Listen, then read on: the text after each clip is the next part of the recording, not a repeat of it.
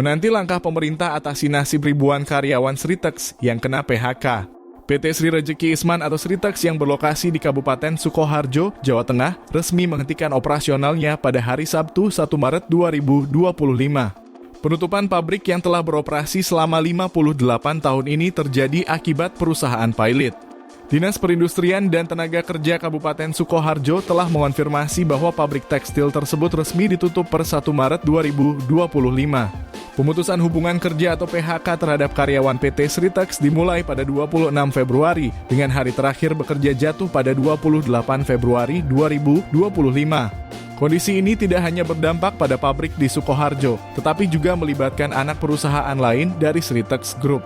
Menurut data dari Disnaker Trans Provinsi Jawa Tengah, sebanyak 10.669 karyawan Sritex Group terkena PHK yang terjadi secara bertahap selama Januari dan Februari 2025. Presiden Konfederasi Serikat Pekerja Indonesia sekaligus Partai Buruh, Said Iqbal, menyebut PHK terhadap hampir 10.000 karyawan PT Sritex ilegal. Said Iqbal mengatakan bahwa PHK tersebut bertentangan dengan ketentuan Undang-Undang Ketenagakerjaan dan putusan Mahkamah Konstitusi nomor 68 tahun 2024.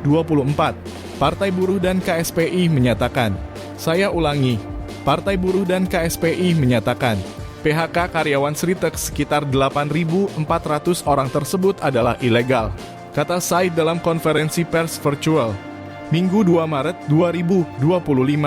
Said menyebut bahwa PHK karyawan PT Sritex dinilai ilegal karena tidak didahului dengan mekanisme bipartit dan tripartit. Bipartit merupakan mekanisme perundingan antara buruh atau serikat pekerja dengan pengusaha.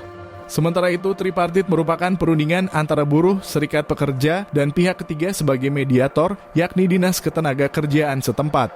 Ketua Komisi 7 DPR Saleh Daulay mengungkit pernyataan pemerintah yang sempat menyebut bahwa tidak akan ada PHK pada PT Sritex yang dinyatakan pilot. Padahal yang terjadi adalah PT Sritex telah melakukan PHK massal terhadap 10.000 buruhnya. Saleh pun meminta agar pemerintah mencari jalan terbaik bagi para karyawan PT Sritex yang harus dirumahkan. Pada saat kami membahas hasil kunjungan Komisi 7 ke PT Sritex dengan Kemenperin beberapa waktu lalu, Menteri Perindustrian sempat menyampaikan bahwa pemerintah telah memiliki skema penanganan perusahaan itu. Dia memastikan tidak akan ada PHK karyawan dalam semua opsi yang ada, ujar Saleh Jumat 28 Februari 2025. Saleh juga mendesak agar Menteri Perindustrian Agus Gumiwang Kartasasmita turun tangan dalam menangani penutupan PT Sritex ini. Menurut dia diperlukan keberpihakan dan kebijakan afirmatif untuk para karyawan.